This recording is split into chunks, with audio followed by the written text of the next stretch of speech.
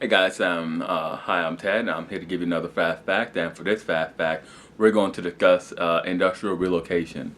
Now, this particular brand of industrial relocation refers to the relocation of industries from areas where they originally sprang forth to other areas in the wake of increased legislation, particularly legislation directed towards industrial safety improvements. And this relocation was really a major obstacle for workers, and it's centered on if the workers were able to bring to the attention of state legislatures certain workplace safety concerns that they had, and the state legislature took the initiative and cracked down on unsafe work area or work-based practices of factories and industrial plants. Well, then the factories and the industries as a whole will simply migrate out of that state.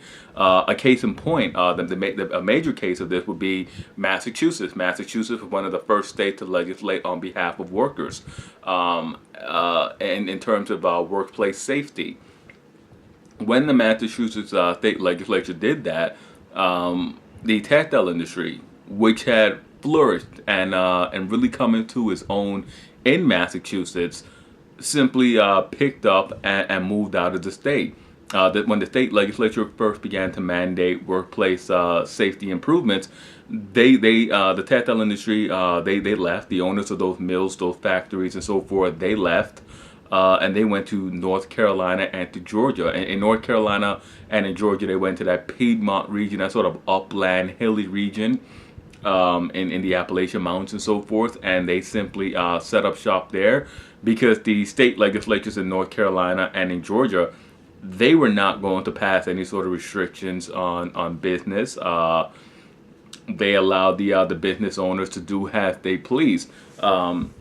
There were no restrictions on working hours. There were no mandates or even any sort of prodding to enact safety precautions.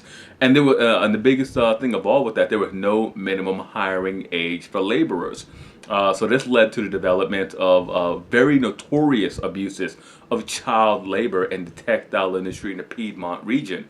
Really, North Carolina became notorious for its child labor practices.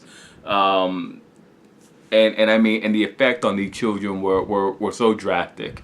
They would be sort of like little zombies, just going back and forth into the mills.